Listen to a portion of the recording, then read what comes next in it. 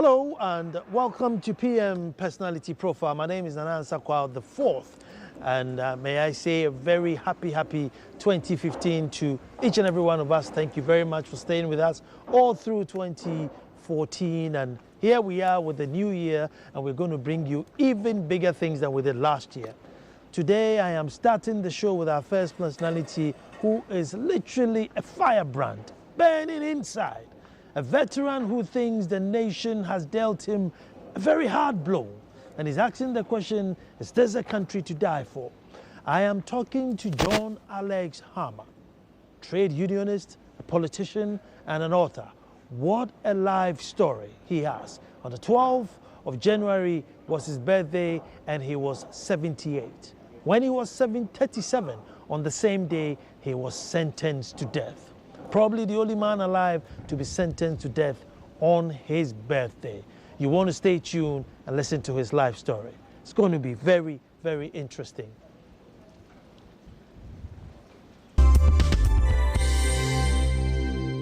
Well, hello and welcome to 2015. Yes. This is the first, should I say, actual personality profile for 2015. You've seen a couple of reruns of the best moments of 2014, and now we are here and ready to run the show even bigger than what we did last year.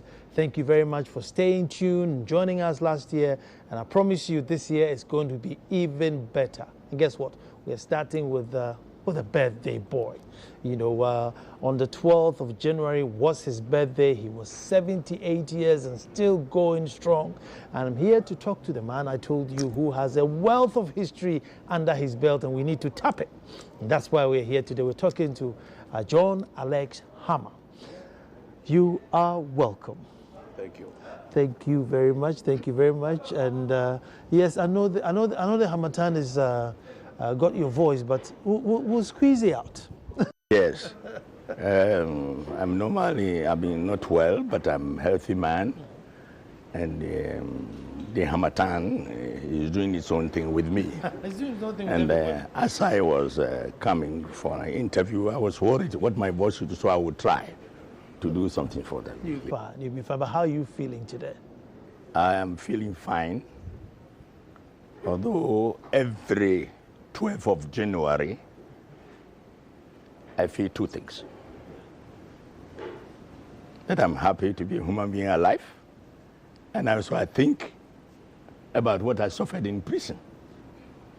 You reflect. So for the past 41 years, I've never actually enjoyed my birthday. Really? Because for you to be sentenced to death by firing squad on your birthday is not something very easy.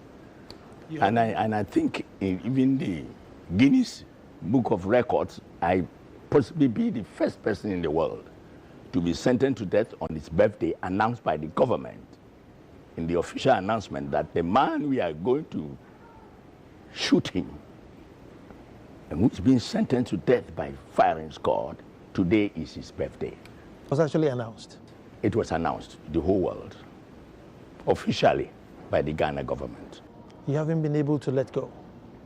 Pardon? You haven't been able to let go after all these years? Oh, if I'm a man with a divine shock absorber, if I had felt sorry for myself and thought of all that I went through, I won't be like this. Just let viewers know that Mr. John Alex Hammah is an author, he's a journalist, and also a politician and a trade unionist. So this is a man who has served his country in one way or the other. We're going to go back and find out how come that on his 37th birthday, it's been announced that he's been sentenced to death. What a story. So you wrote your book, sold it, got some money out of it, met a soldier or general friend of yours who was supposed to supply cattle, because cattle farming back then was the main business. But somehow you were suspected of trying to overthrow the government.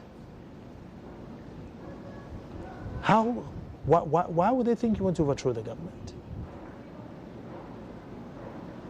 First of all, I am a trade unionist, a workers' leader.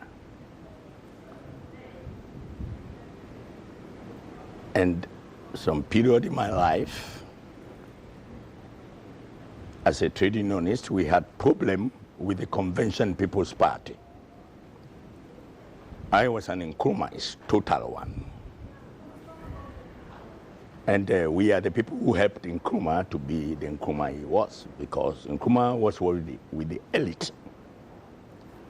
And he disagreed with them and wanted to form his own party. But to get the support, he had to get the support of the working class. And he was able to get John Tetteka, who was our leader, to become his partner in politics.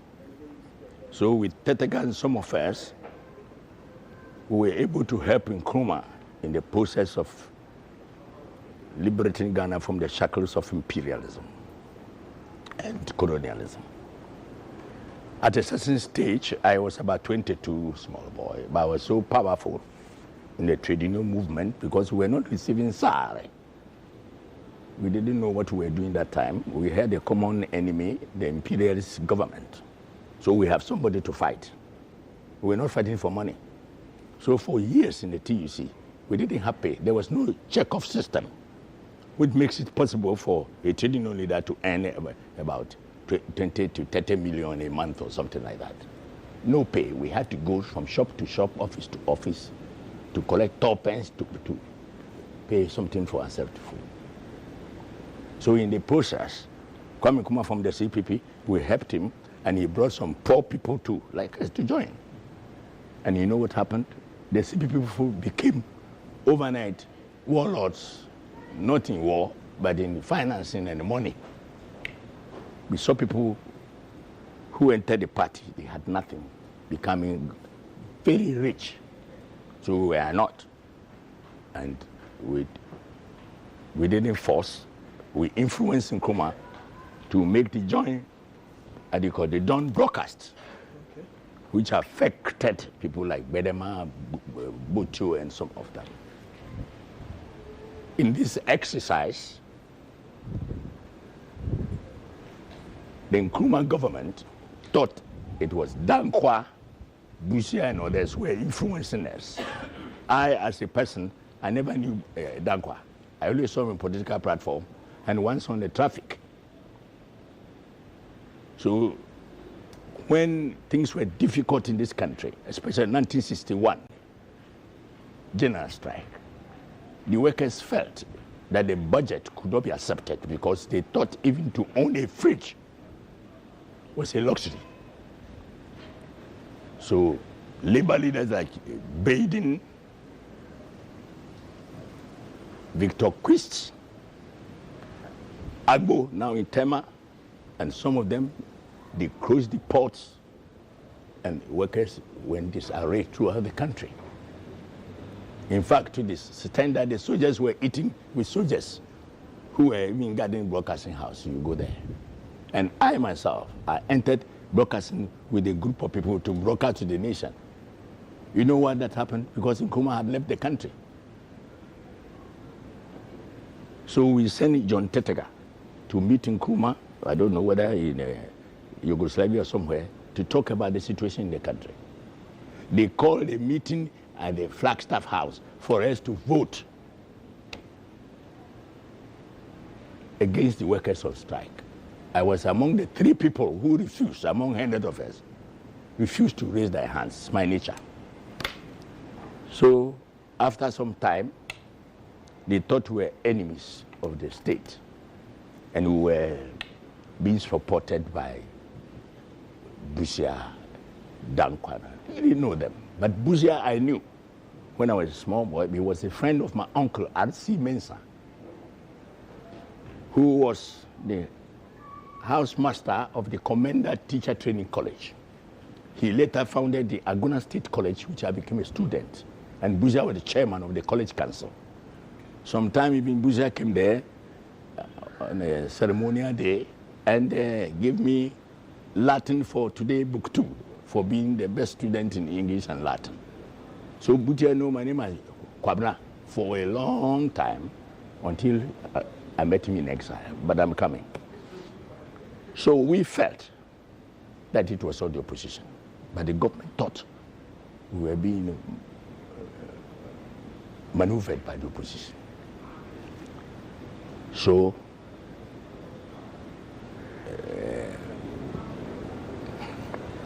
a stage came. I got a scholarship from the World Federation of Trade Unions, the Communist Trade Unions, to study in Russia. They gave us a date to go to Russia. But 3 weeks to the time, somebody stopped me on the traffic. SS Shadow, who was the national organizer of the Young Pioneer.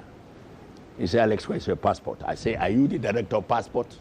He said, you are to go to Russia. I said, I know I should go to Russia as a student, but the time is not yet. Then later, they called me, they prepared us to go to Russia in advance to the opening of the university. So the day we went to the airport,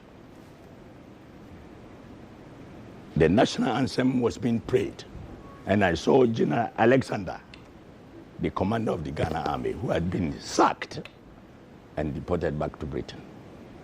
So the plane was full, and they put the trade union leaders. I sat on the floor of the plane. There was no seat for me, from here to London. Really? Yes. Because it was not organized. So we were in London for 2 weeks, then went to Russia. In Russia, they put us in a room. No, not in a room.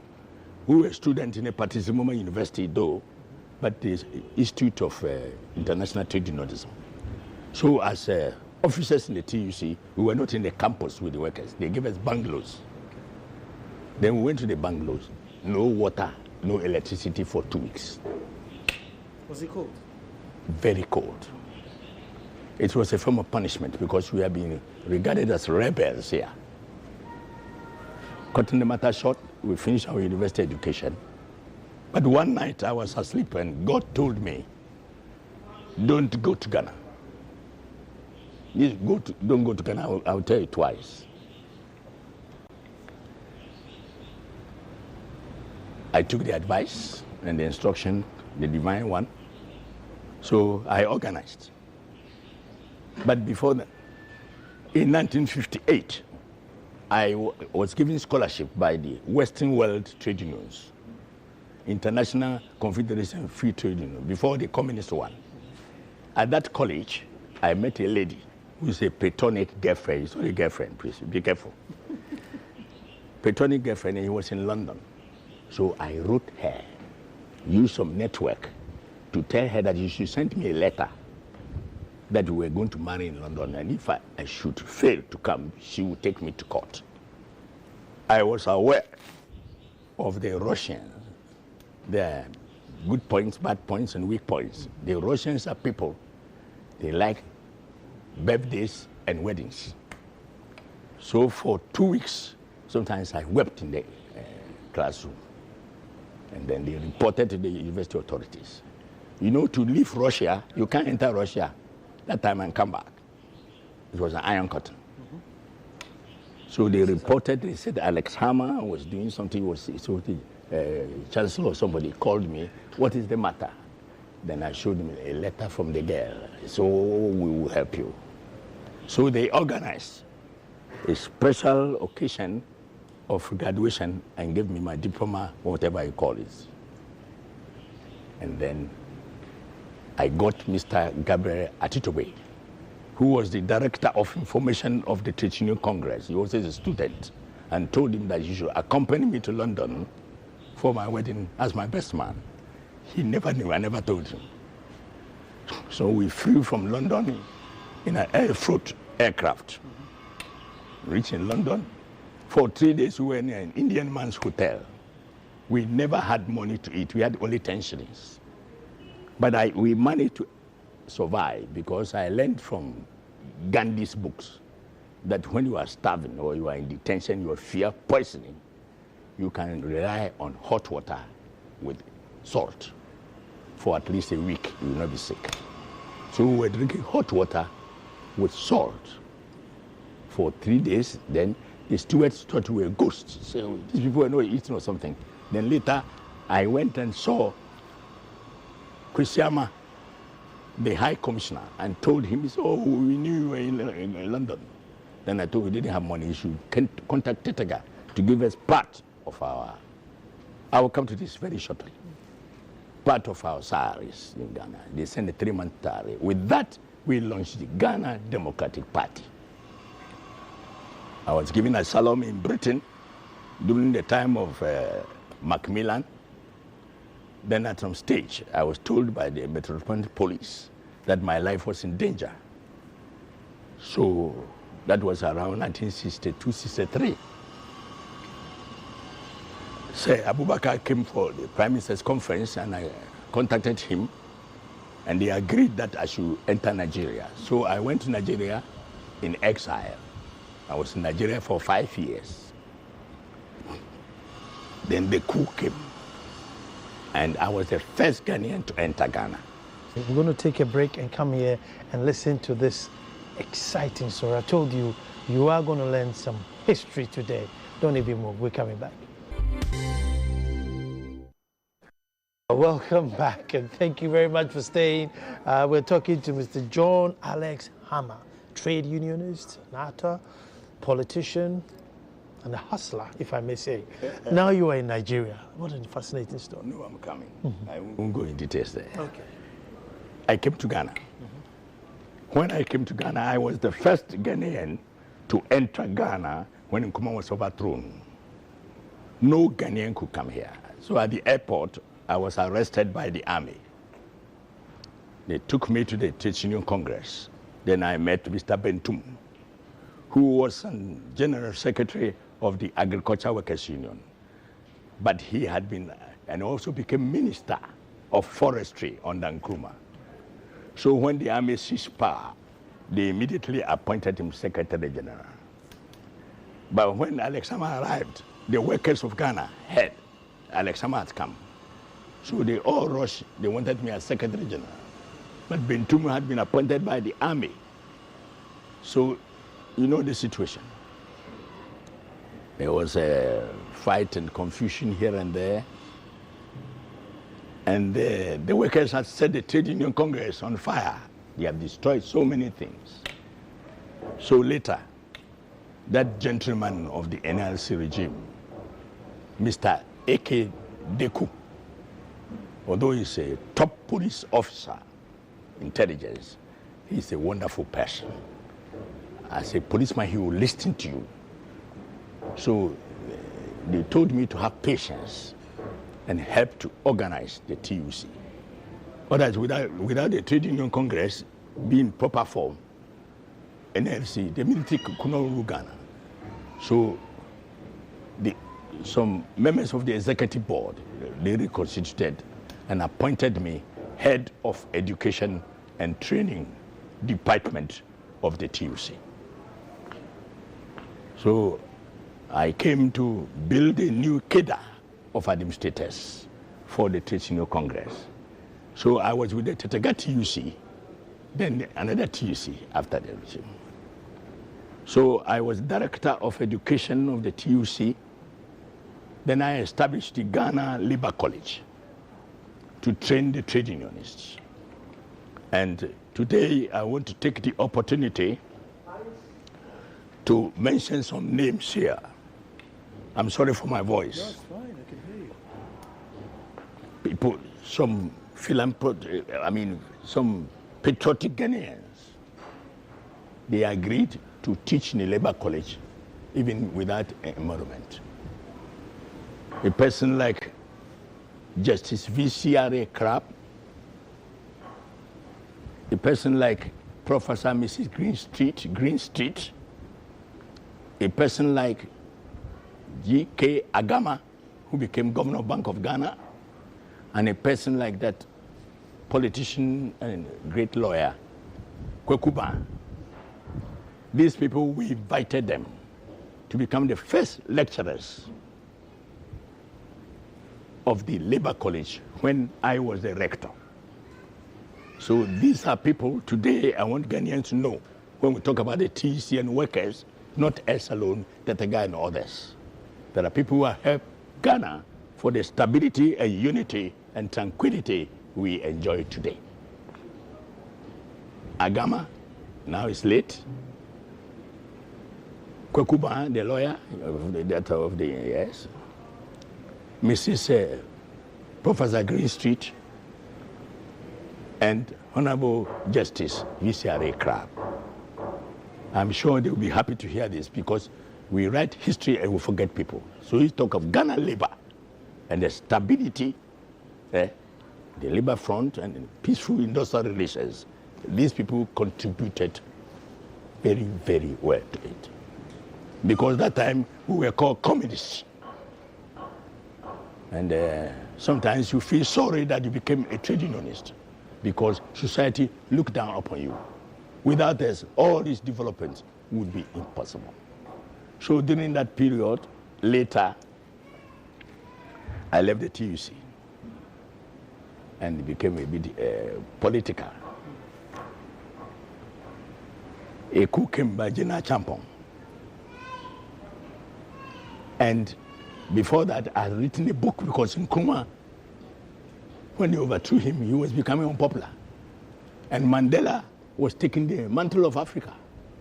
So I wrote a book called Farewell Africa, Life and Death of Nkrumah.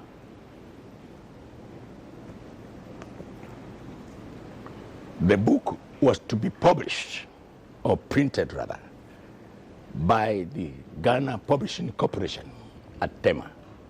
My house is about a few yards from that place now, by destiny. I sent the manuscript to them. They were almost printing the paper. Ghanaians, we have one problem of Kweku Anansi, who is our national hero, our traditional hero, a very nice man, but a total hypocrite and underminer. So Ghanaians heard that Alex Hammah was bringing a book on Nkrumah, and the state, Champon announced that nobody should write anything or print any cloth on Nkrumah. But I thought... I'm coming. They announced it. So I nearly fainted. I wrote the state corporation and corrected manuscript and went to Nigeria. And the Nigerian press, they took it, printed it, and launched a book with Nkrumah's life history on television. And this became an international sensation. I made a lot of money and came to Ghana. Why I contacted the soldier was not to make a coup. He was not a cattle leader. He was the chairman of a committee on cattle who were keeping at the Tate Fair site because there was no meat in the country. And then I decided to use some of the money to buy a lot of cattle for the country from Nigeria. In the process, you know me already, very frank, I was a bit critical of the Champong government. So anytime I met them, I was criticizing them. So I was put down as an enemy of the regime. I don't want to go in details. So something happened, and I was arrested that I'd given money to the soldier for a coup d'etat. But was Champong not an Nkrumahist? Whether he was Nkrumahist or not, I'm just telling you the facts.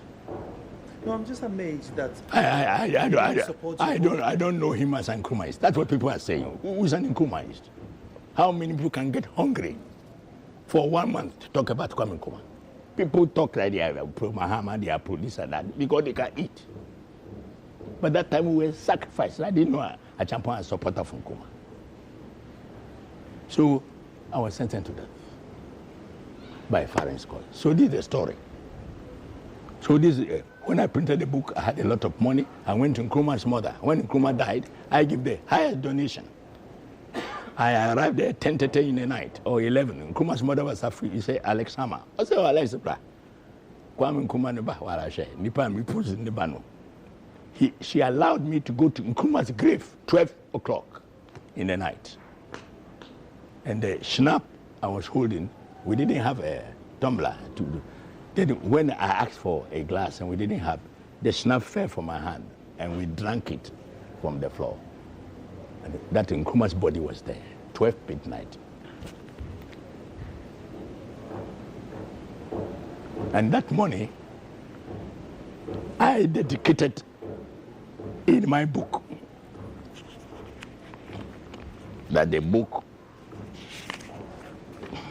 I have removed it, but I can show you somewhere, for the education of Nkrumah's children. I said I was educating the money for the man was a so-called anti-Nkrumah. I was educating the money for the education of Nkrumah's children. And to prove it, this is the book. I have stated that in my book here, that when I was in the condemned cells, Mrs. Nkrumah got a copy of that book in Cairo. And she wrote a letter to me, thanking me of doing something to educate Nkrumah's children. And it directed me to her bank account in Cairo. She wrote a letter to General Champong, letter to me. She didn't know I was in the condemned cells. So General Champong sent people to send me a letter in the condemned cell. And the soldiers forced me that I should reply. I replied, Madam Fatah, that I am in the condemned cell to be executed any moment. And I think perhaps that letter they gave her with her prayers contributed to God's desire to release us. But as I've said, this thing, I have put it in the book, which is official. This book was printed by Daily Graphic. I paid millions for it. And I will tell you, at some period... At the time, what was the amount you donated? I can't tell. I can't tell. But condemned cell. I will show you. Because you have to be careful. We tell the condemned prisoner. Then,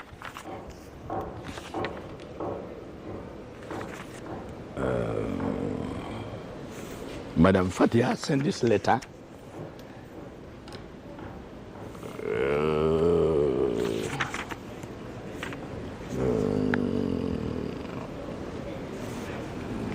$56,000 Ghana's, no, at the time was a lot of money.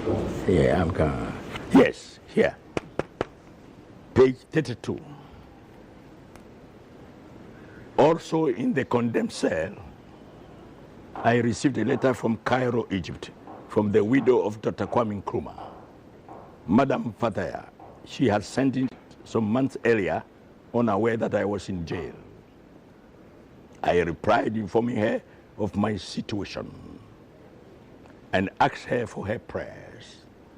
Madam Fatia wrote, congratulating me for writing the book, Farewell Africa, Life and Death of Nkrumah. I wondered why General Champong's government allowed the letter to be sent to me in my death cell. A special messenger from the castle was allowed to collect my reply from the prison authorities.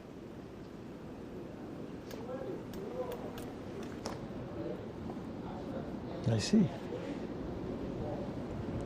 So, you want to know something about prison or something? No, I mean, 56,000 CDs back then, I mean, that was a lot of money. Yes. How many copies did you sell? Oh, even when I came from prison, I went to the publishing corporation. Ghana, nobody gave me a penny. I came with the address I went to prison with. And any time I pass, you hear people say, Kwasia, Uskana, Dina, Ukweku. Even people want to give me some job, they will tell Mr. Hammah, and they know I'm a competent person as a consultant in many fields. But later they will tell you, oh, come tomorrow. The next day, you go. Then you get some messengers, workers, they love me. They will tell you, Masa, Ukwepa, Ukwasiano, Ukweku, you go now, or something like that. Prison was very hard. Yes. So, the money was from the book. I saw the book in Liberia, in Sierra Leone, in Ghana here, and throughout Nigeria. by Delhi Times. And some Ghanaians were saying that time I could open a bank. This money was obviously taken away from you. Yes. During the raid. Has it ever been refunded? Oh, that's another story.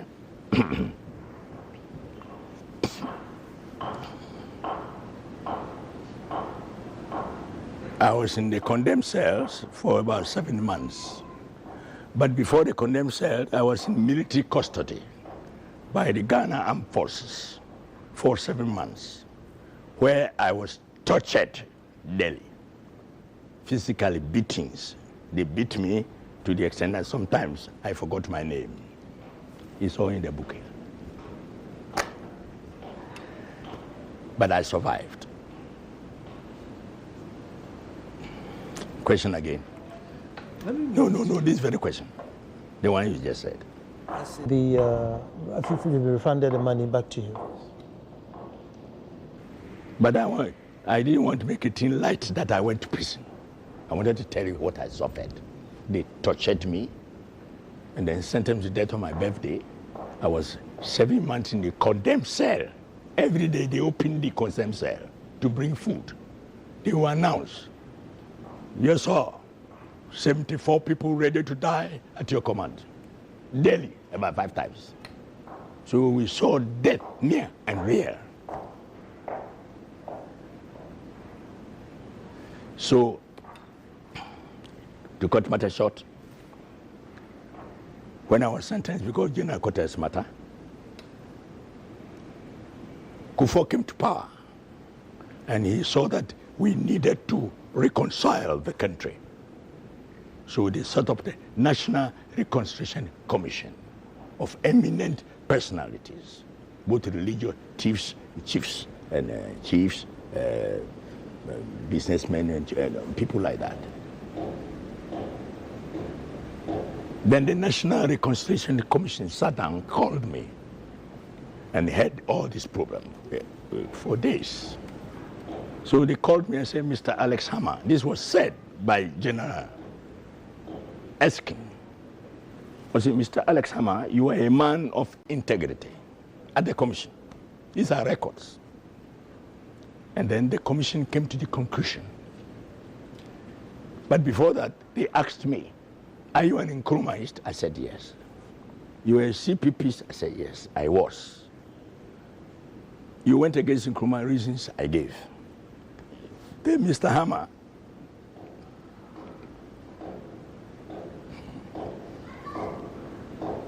so many things. So they asked me,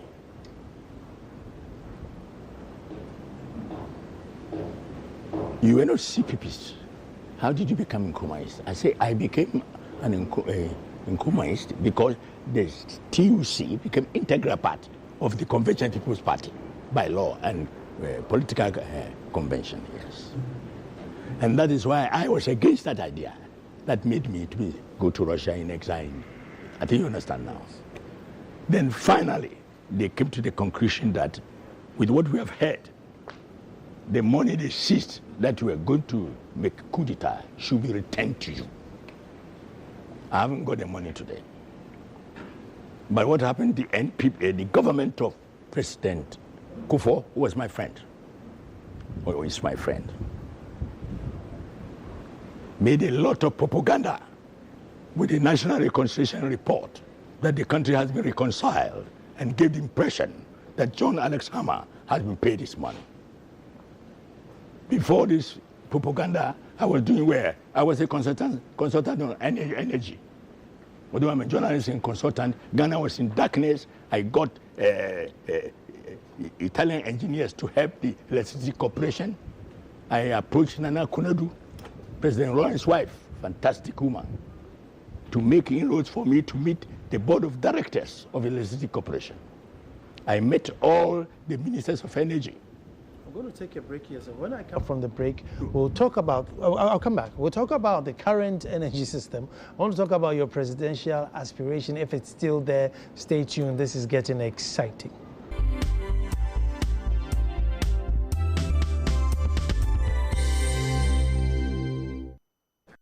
Well, welcome back, and I'm sure that's not one program is not going to be enough for Mr. Hammah's story. We'll probably need 3 programs before we can capture all the story. Who knows? Maybe one day we'll get him back. But right now, let me finish this. Of course, I'll let you finish that.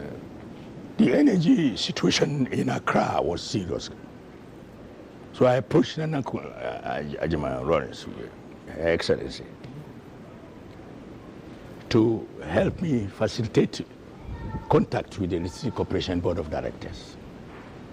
I went there with an electrical engineer, Italian.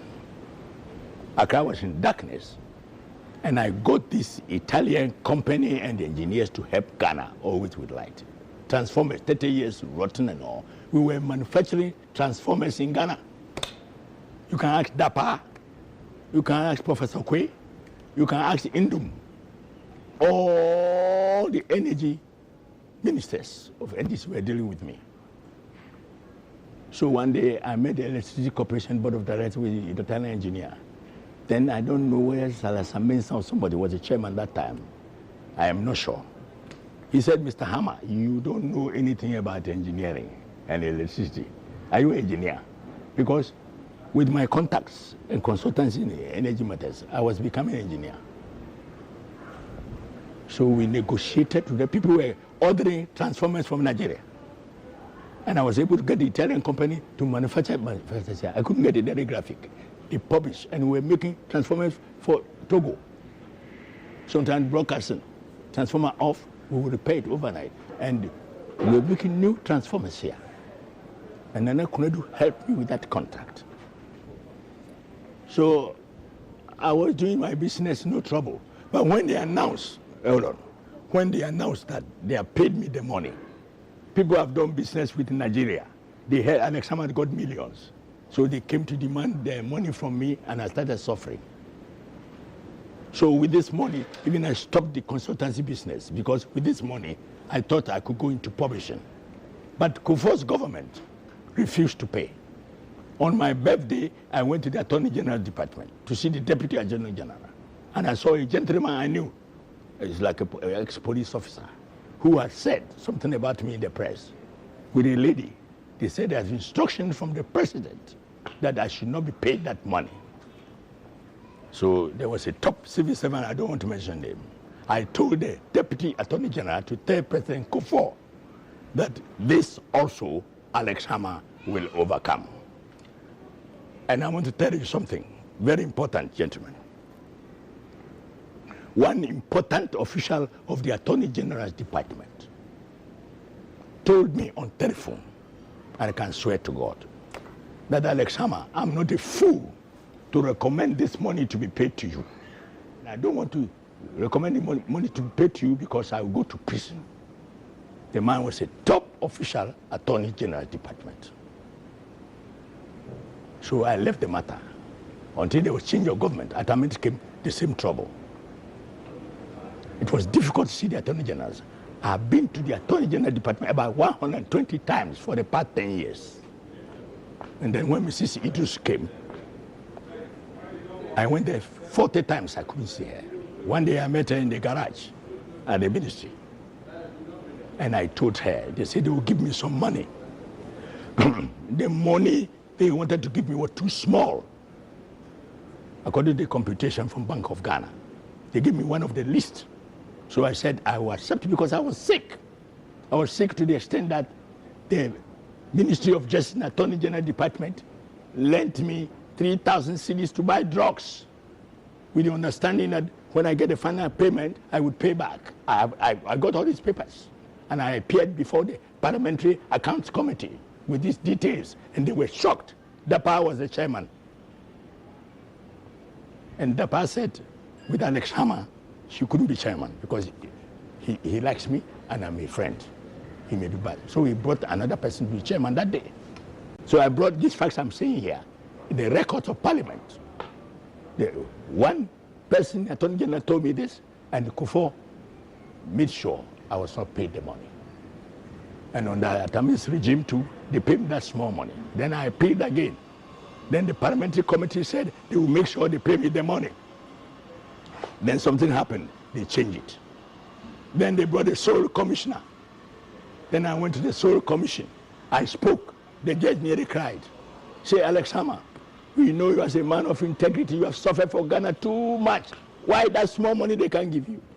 Then he recommended to the Attorney General to order the Minister of Finance to pay me the money with the interest as directed by Bank of Ghana.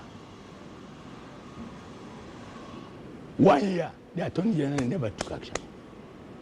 I don't know, but I heard in the wind that even they sent a reminder to pay Alex Hammah.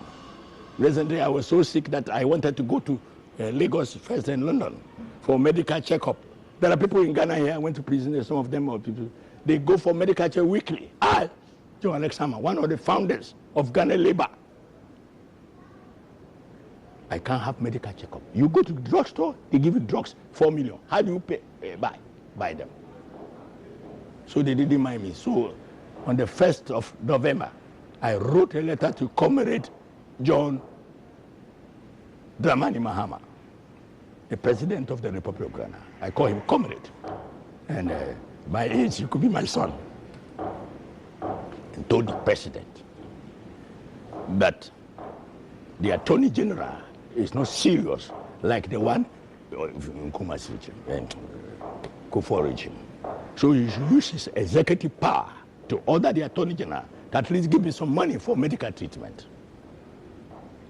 I want to be frank. I went to the Flagstaff on 1 or 2 occasions. The staff there, some are fantastic, very respectful, especially in the office of the, how do you call it, Chief of Staff. I don't want to talk. They were very helpful and very concerned about my situation, my health status.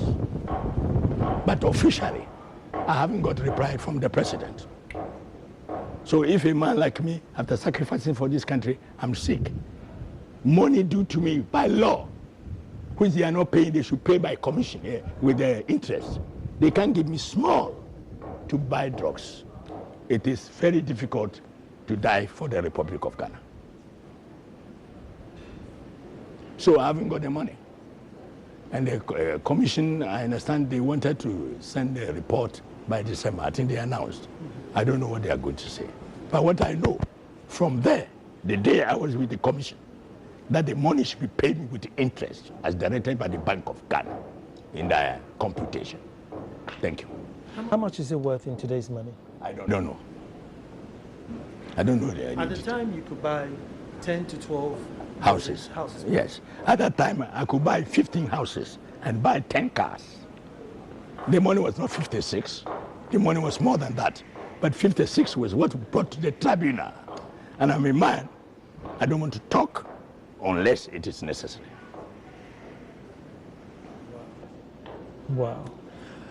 I knew you had presidential ambitions. I mean, you ran 2008.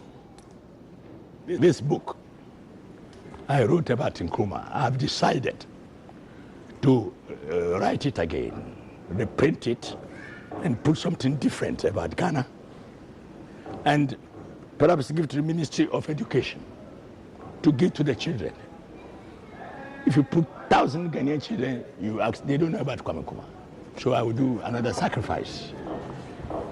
Farewell Africa, Life and Death of Nkrumah, so that our youth will know his contribution. And I want to tell you about this book. I was making a lot of money on it. Then I saw that Ghana has problems. You go to prison, you see about 1,000 Ghanaians, they'll be weeping the night. They'll be cursing the government of the day. No food, no treatment, sodomy, some things going on. And then when I was in prison, sometimes they gave us food with the same plate of people who had tuberculosis. It's in this book. And I printed the book, paid almost about 60 million for it. And I'm a person, just now even I don't have bank account. In the sense that I've seen money before. And small people, they have money, they are driving a car, it's not you are working. And I have not given up. There's no retirement in life until you die. If you're a great man, you don't retire. Kwame not retired. Winston Churchill is not retired. Busia is not retired. Because their names are there. So what I give this book, copy free, 50 CDs, 5 Ghana cities, 5 Ghana cities. Free, about 400 copies to Parliament for the MPs to read. They didn't buy. How much is that money? I give to the Senior Congress and my union, which I was one of the founders, the ICU. I give ICU hundreds of copies. I gave copies to the Council of State, some to the police. Only I didn't give the army because they beat me. So this book is one of the books they were buying a lot, bookshelves, than any book. But I gave it free for Member of Parliament with the reason that I wanted the government to pay attention to the prison conditions. The conditions in our prison and police cells and the custodial system. It's amazing you complain about that, because this is in the 70s and today the problem still probably persists or worse.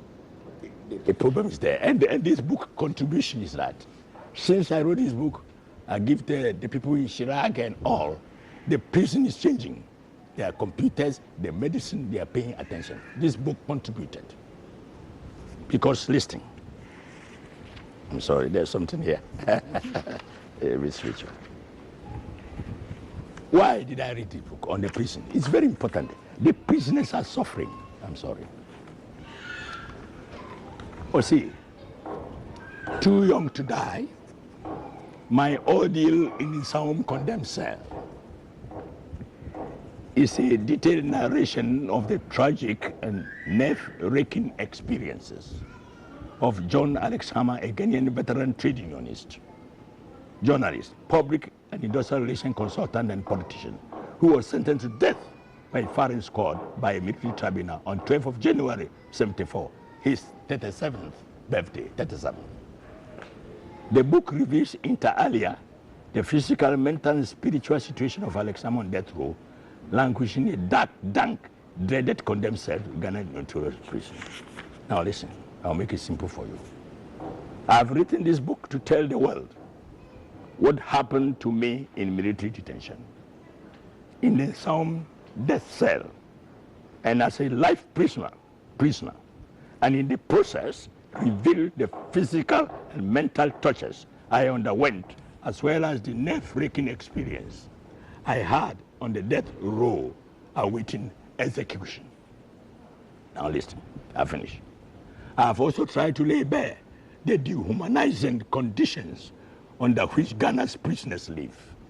I hope by this to arouse the patriotic conscience of civil society, especially the chiefs, the bar association, the trade unions, the students, the youth, the religious organizations, to put continuous and sustained pressure on the government to take urgent measures to improve the conditions in the country's prisons. There is indeed the pressing need for positive reformation and transformation of the entire justice system of Ghana to help abate the horrid custodial conditions in our police cells and prisons. Mr. Hammah, I want us to talk about UniGov. Union government coming together. Is that our solution? No, you are making a mistake there. You are not a politician. There's nothing called UniGov now. Not UniGov as in Achampon's UniGov, but coming together, the union. What you meant, I don't mind, I'm talking to the public. It's my nature. I'm a trade unionist, so yes. The thing is that you are talking of unity government. Okay.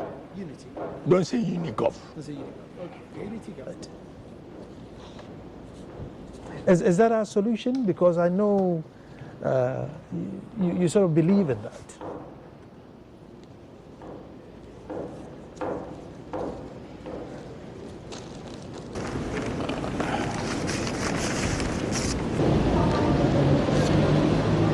Hammah calls for unity government. Yeah. The veteran trade unionist Hammah has suggested national unity government in the near future to reconcile the country. This, when done, Mr. Hammah said, would help all political factions to reflect on the immediate national political past and together resolve to reform certain aspects of the country's administrative, legal, and democratic structures for the good of the country. It's a short time coming. Additionally, Mr. Hammah said a unity government will enable politicians in non-partisan unity to take urgent, swift, practical, and effective measures to deal with the negative, corrosive, and devastating traits that have far too long undermined the development of the country. Mr. Hammah mentioned some of the negative developments include 1. Corruption, 2. Poverty, stealing, maladministration, crime, nepotism, lies, deceit, impunity, indiscipline, and chronic unemployment, among others. Do you still have the presidential aspiration? No, I'm coming. This was daily graphic. So this is what I mean by unity government. But recently, a very great man of the Vatican, Cardinal talks about national government of technocrats, which I have something against. Technocrats are the civil servants and others. Some of them are the cause of Ghana's troubles. And to have technocrats to form a government in this country, it is a mantra for confusion and added corruption. So unity government is important, but you cannot form unity government in vacuum. It must be by the government of the day deciding that the situation is so critical, we come together. So if you, for example, Ghana, and Hammah wants national government, as an occasion you talk, we should come together. Hammah can take telephone and call Akufo-Addo. National disaster, natural disaster, civil war or some national disaster, or a complete breakdown of the economy. Then the government of the day can call the people for them to get together, and they must have specific things to deal with a limited time. Say 2 years, there will be national government, national unity government. Then you invite some of them in the cabinet to work on that program. When that program is finished or almost finished, you can revert to democratic party system and elections.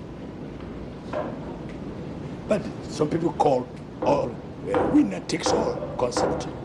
Winner takes all. What does it mean?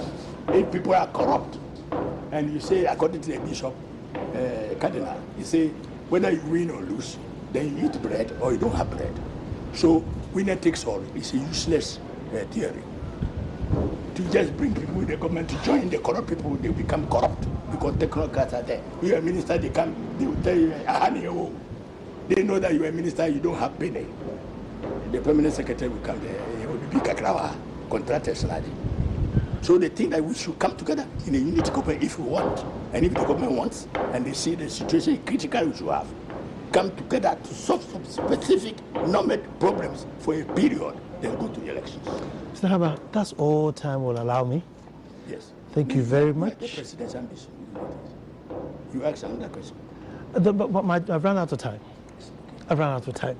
So hopefully my producers will probably get in touch, and then maybe we'll do a part 2 of this, because there's more out of you that I need to get. But for now, thank you very much. And I want to say thank you to the viewers. Until next Friday that I come back with another personality, have a wonderful weekend.